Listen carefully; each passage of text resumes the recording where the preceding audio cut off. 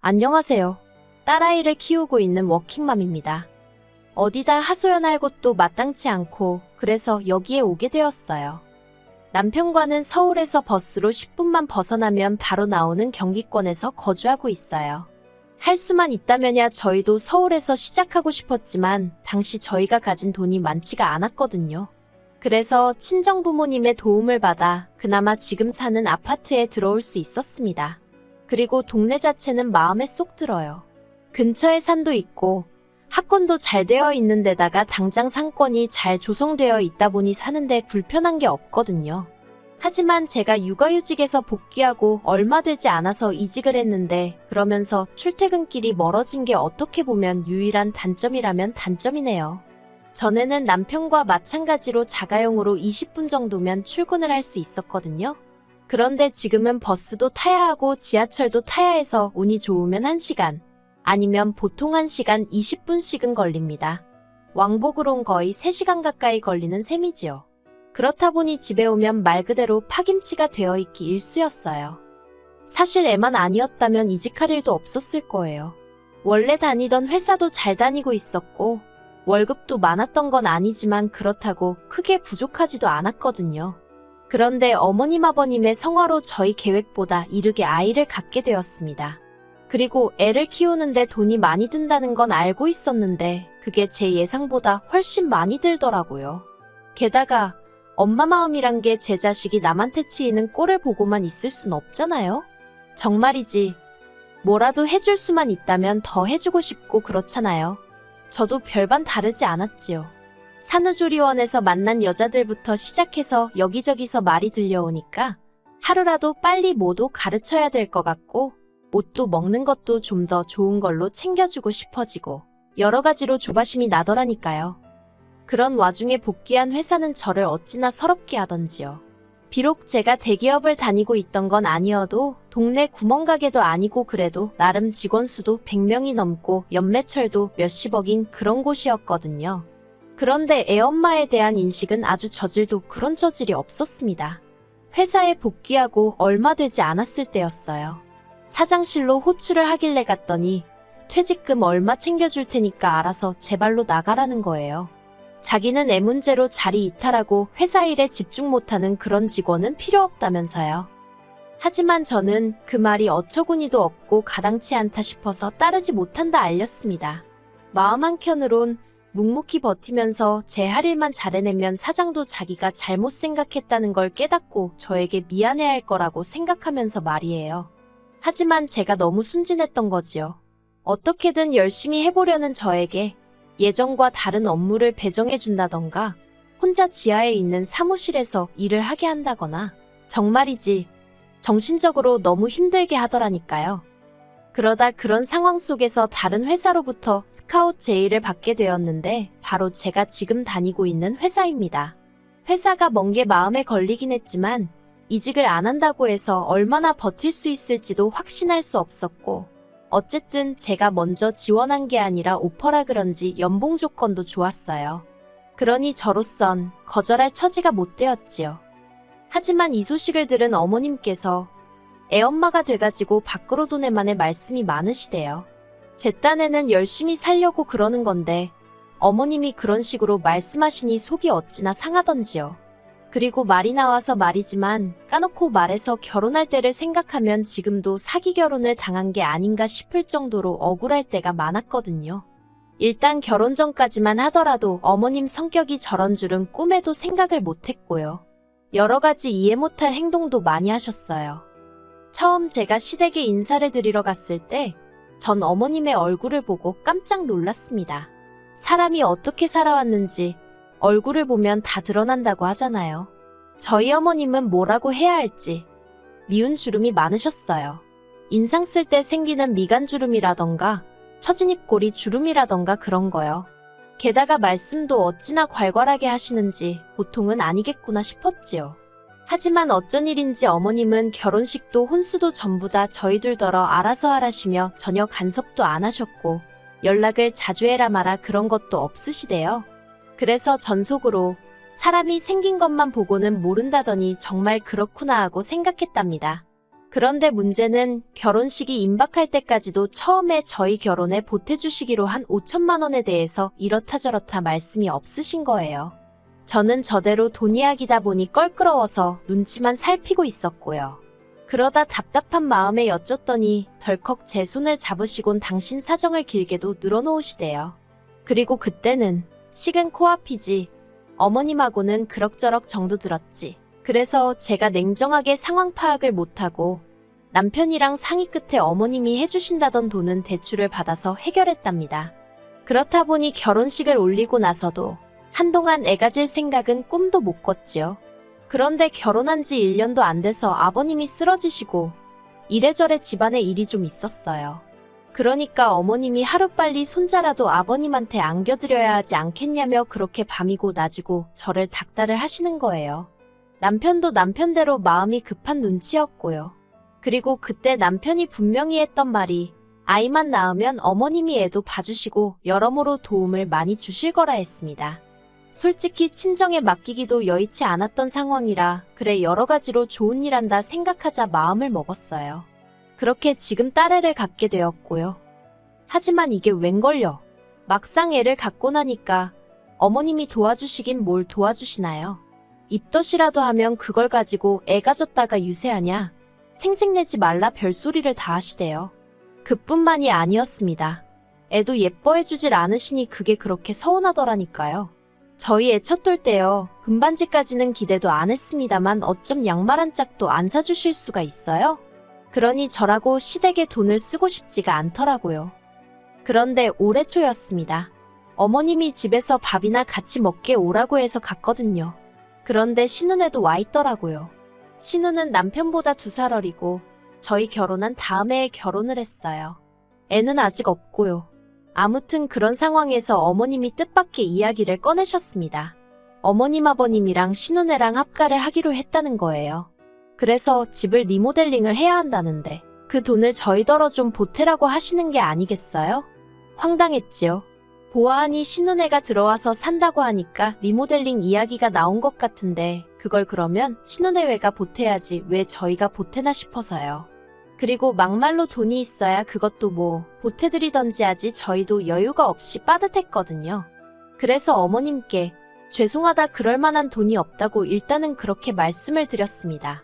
그러자 어머님이 니들 얼마 전에 자동차 계약했다 하지 않았냐면서 그 이야기를 꺼내시는 거예요. 사실 남편이 타던 차는 남편이 직장에 들어가자마자 샀던 차라 10년도 더 된 차였고 제가 타던 차도 7년이 넘은 차였습니다. 그런데 이제 애를 데리고 어디라도 가려니까 이 차고 저 차고 불안해서 태울 수가 있어야 말이지요. 그래서 조금 무리한다 싶기는 했지만 가족용 SUV를 한 대 계약을 하긴 했었어요. 그런데 어머님이 저희더러 지들 차 살 돈은 있고 당신 리모델링비는 못 내주냐면서 얼마나 짜증을 내시던지. 신우 남편도 있는 자리라서 제가 더 세게 나가지는 못했지만 저렇게 막무가내일 수가 있나 싶더라니까요. 그래도 결국은 어쨌든 돈이 없으니 리모델링비는 못 해드렸어요. 듣자 하니 신혼의 집 팔고 빚 갚고 얼마 남았던 모양이라 그 돈으로 하기로 했다더군요. 이건 여담이지만 신혼애가 어머님네 들어가서 살게 된 게 신우가 신우 남편 몰래 동네 여자들한테 거짓말을 치고 돈을 빌려다 쓴 모양이 돼요.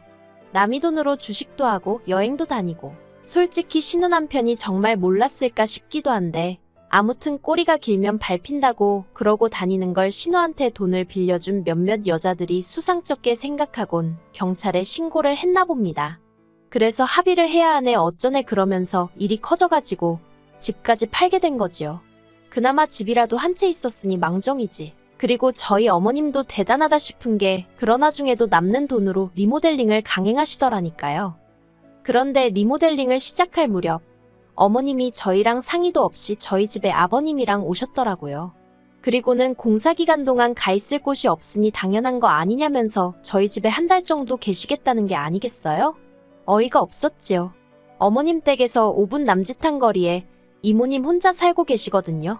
뭐 아버님 입장에서야 처제인 이모님보다는 아들 집이 편하셔서 그러실 수도 있지만 아무튼 여러 가지로 저도 날이 서더라고요. 그런데 이미 짐까지 싸들고 오신 분들한테 안 된다고 할 수도 없고 남편도 자기도 몰랐다면서 미안하다고 하대요. 그래서 유야무야 같이 지내게 되었습니다.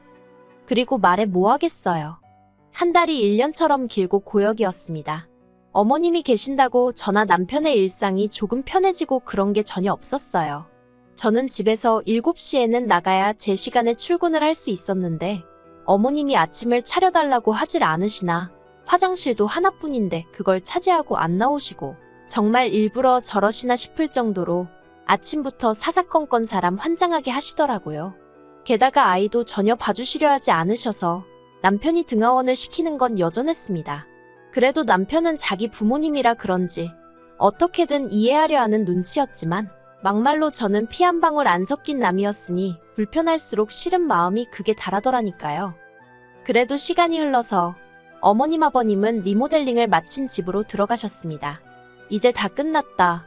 숨 좀 쉬겠구나. 그게 제 머릿속에 처음 든 생각이었어요. 그런데 끝이 아니더라고요. 지난주 초였어요. 어머님 아버님이 연락도 없이 저희 집에 또 오셨더라고요. 일단 집 안으로 모셨더니 어머님이 찬물 한 잔을 그대로 들이키시고는 다음 주쯤에 저희 집으로 이사를 오시겠다는 겁니다. 일단 작은 방이 비었지 않냐면서 거기서 당분간 생활을 하셔야겠다나요? 이게 무슨 상황인가 싶어서 갑자기 그게 무슨 말씀이시냐고 물었습니다. 그러자 어머님이 하시는 말씀이 신혼남편 쪽에서 난리가 났다는 거예요. 알고 보니 신혼애가 살던 아파트는 신혼남편이 해온 것이었는데 그걸 홀랑 팔아먹어가지고 그쪽 사돈들이 화가 단단히 났다나요? 게다가 대릴사위까지 하게 생겼다면서 이혼을 시킨 애만의 집안이 다 뒤집어졌던 거지요. 그러니 어쩌겠냐면서 당신 딸 이혼녀 안 만들려면 일단 당신 아파트를 신혼애한테 줘야 될 것 같다고. 그래서 당분간 저희랑 사셔야겠답니다. 제가 그것 말도 안 된다고 했어요. 신우가 사고를 쳐서 이 사단이 난 건데 왜 제가 피해를 봐야 하냐고요. 그러자 어머님께선 저더러 시부모랑 사는 게 피해를 보는 거냐면서 제 말꼬리를 잡고 늘어지셨습니다. 저더러 그렇게 안 봤는데 아주 못돼 처먹었다면서 가족끼리 서로 돕는 거지. 너는 그런 것도 안 배웠냐고요. 저라고 할 말이 없었겠어요? 어머님은 저희 뭐 도와주셨냐고 물었습니다. 하다못해 저희 집에 계시는 동안 저희의 등하원 한 번 안 해주시고 애 옷 한 번 갈아입혀 주신 적 없지 않냐고요. 그렇다고 뭐 살림을 도와주셨어요. 반찬 하나를 해주셨어요. 계시는 동안 상전 노릇만 제대로 하고 가셨잖아요. 그런데 어떤 며느리가 좋다고 합가를 한다 들겠냐고 아주 생각나는 대로 막 따지고 들었네요. 그러자 옆에 있던 남편이 말이 너무 심한 거 아니냐며 저를 막더라고요. 솔직히 남편이라도 확실히 제 편을 들어줬다면 제가 그래도 화가 그렇게까지 나진 않았을 것 같아요. 그런데 남편이 저를 가로막는 순간 왜 시쳇말로 눈 돌아간다고 하잖아요. 제가 딱 그랬습니다. 남편더러 그러면 당신 혼자서 모시고 살든 말든 알아서 하라고요. 사위나 그쪽 사돈은 무섭고 나는 뭐 밟으면 찍소리도 못하고 납작 엎드릴 줄 알았냐고 내가 호구냐고 소리를 질렀지요. 그리고는 남편더러 당장 이 집 부동산에 내놓을 거라 했습니다. 아파트 계약 당시 대출을 제 이름으로 받으면서 명의도 제 이름으로 했는데 어휴 지금도 그때를 생각하면 천만 다행이다 싶어요. 아무튼 이후로도 남편은 계속해서 저더러 말을 가려서 하라면서 어쩌고 저쩌고 아주 난리도 아니대요. 결국 듣다 못한 제가 먼저 이혼하자는 초강수를 뒀습니다. 그러자 남편이 콧방귀를 뀌더라고요. 그리고는 한다는 소리가 그럼 저더러 애는 못 보고 살 줄 알라는 거예요. 시부모 모시기 싫어서 이혼하겠다 나서는 주제에 설마 애 욕심을 낼 건 아니지 그러면서 저더러 며느리로서 자격도 없고 엄마로서도 자격도 없다나요? 그래서 그러라 했습니다. 솔직히 정말로 애를 안 보고 살 자신은 없었지만 평소에 제가 딸이라면 사족을 못 쓰는 걸 아는 남편이었으니 딸을 빌미로 저를 겁주려는 거였거든요. 그리고 제가 보인 뜻밖의 반응에 아니나 다를까 남편이 꽤나 당황한 눈치였습니다. 저는 남편에게 양육권이고 친권이고 당신이 다 가지고 어머님 아버님 잘 모시고 자식 노릇하며 살라 했어요. 나는 대신 이 집만 있으면 된다고요.